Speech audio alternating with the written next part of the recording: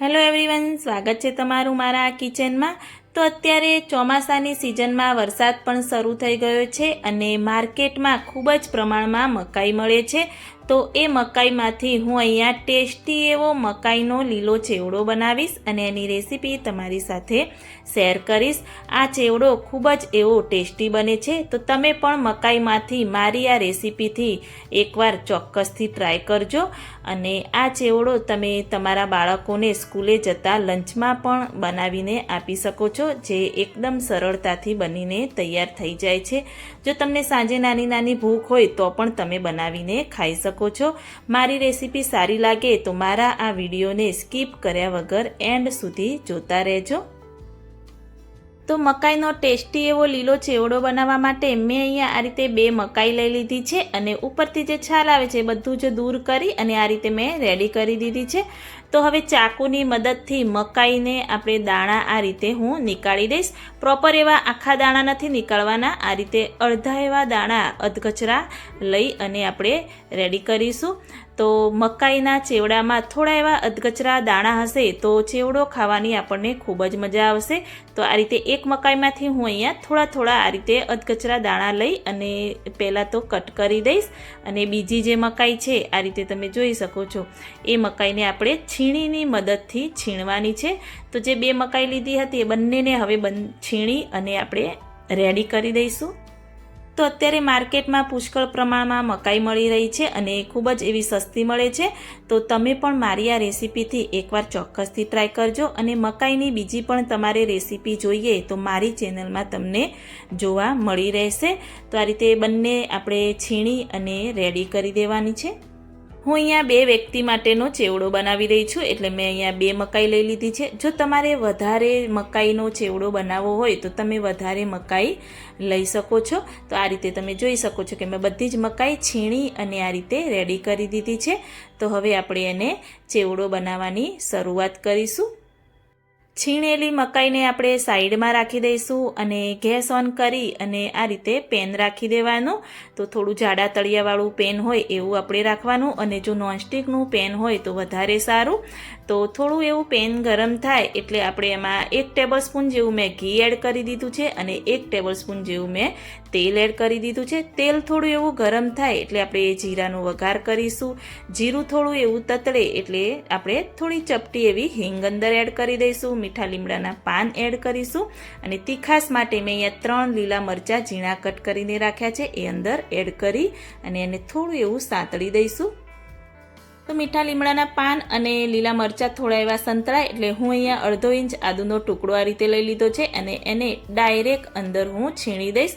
જો તમે વાટીને અંદર એડ કરવા માગતા હોય તો પણ ચાલે। તો આ રીતે છીણી અને અંદર અડધો ટીસ્પૂન હું અહીંયા હળદર પાવડર એડ કરી દઈશ અને જે આપણે અધકચરા મકાઈના દાણા અને જે મકાઈ છીણીને રેડી રાખી હતી એ અંદર આપણે બધી જ એડ કરી દઈશું। તો બસ આટલા જ મસાલા એડ કરી મકાઈ એડ કરી એને આપણે મિક્સ કરી દઈશું। જો મકાઈની કે કોઈ પણ બીજી અવનવી રેસીપી તમારે જોવી હોય અને હજી સુધી મારી ચેનલને સબસ્ક્રાઈબ ન કરી હોય તો પ્લીઝ સબસ્ક્રાઈબ કરી દેજો। તો મેં અહીંયા આ ટેસ્ટી એવો ચેવડો બનાવી મારા ઘરના સભ્યોને ખવડાવ્યો તો મારા તો ભાગમાં જ ના આવ્યો એવો ટેસ્ટી બન્યો હતો। તો મેં બીજા દિવસે ફરીથી બનાવીને ખાધો હતો। તો આ રીતે આપણે મકાઈને મિક્સ કરી અને ઢાંકી અને 5 મિનિટ સુધી થવા દઈશું। તો 5 મિનિટ થાય એટલે આપણે ફરીથી એને ચેક કરીશું। તો તમે જોઈ શકો છો કે થોડો એવો કલર પણ ચેન્જ થઈ ગયો છે અને જે પાણીનો ભાગ હતો મકાઈમાં એ પણ બધો બળી ગયો છે। તો હવે આપણે અંદર પાણી એડ કરવાનું છે। તો આ ટાઈમે આપણે ગેસની ફ્લેમ પણ એકદમ ધીમી રાખવાની છે। મેં અહીંયા અડધો ગ્લાસ જેવું પાણી લીધું છે પણ હું બધું જ પાણી અંદર એડ નથી કરવાની, થોડું પાણી એડ કરી આપણે આ રીતે મિક્સ કરીશું। પાણીની જગ્યાએ જો તમે દૂધ એડ કરવા માગતા હોય તો પણ ચાલે, પરંતુ મને દૂધ પસંદ નથી એટલે મેં અહીંયા પાણી એડ કર્યું છે। દૂધ એડ કરવાથી પણ ટેસ્ટી એવો આપણો ચેવડો બને છે। તો એને આ રીતે મિક્સ કરી અને ઢાંકી અને ફરીથી 5 મિનિટ માટે આપણે થવા દઈશું। તો 5 મિનિટ થઈ ગઈ છે. તો હવે ચેક કરી લઈશું. જે આપણે પાણી બધું એડ કર્યું હતું એ બધું જ બળી ગયું છે. આ જગ્યાએ જો તમે દૂધ એડ કરો તો પણ બધું જ દૂધ બાળી અને આ રીતે મકાઈને તૈયાર કરવાની.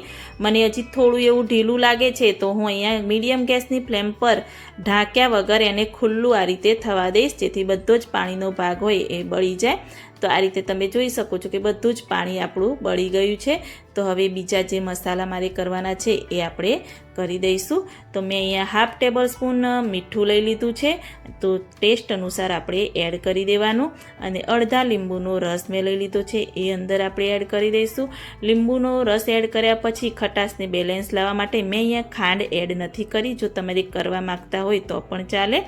ઓલરેડી આપણી મકાઈ જે આપણે અમેરિકન વાપરી છે એટલે થોડી એવી સ્વીટ હોય છે, એટલા માટે મેં ખાંડ એડ નથી કરી. થોડી એવી કોથમીર આપણે ગાર્નિશ કરી એડ કરી અને મિક્સ કરી દઈશું.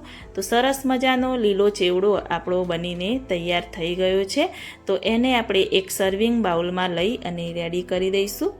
તો મકાઈમાંથી મેં અહીંયા મકાઈનો લીલો ચેવડો બનાવીને રેડી કરી દીધો છે. તો એક સર્વિંગ બાઉલમાં આપણે લઈ લઈશું અને એને વધારે ટેસ્ટી બનાવવા માટે મેં અહીંયા ચાટ મસાલો લઈ લીધો છે. એને ઉપર થોડો એવો આપણે છાંટી દઈશું. થોડી એવી કોથમીર ઉપર આપણે ગાર્નિશ કરી દઈશું અને હું અહીંયા જે બેસનની સેવ આવે છે રેગ્યુલર એ ઉપર થોડી એવી આપણે ગાર્નિશ કરી દઈશું.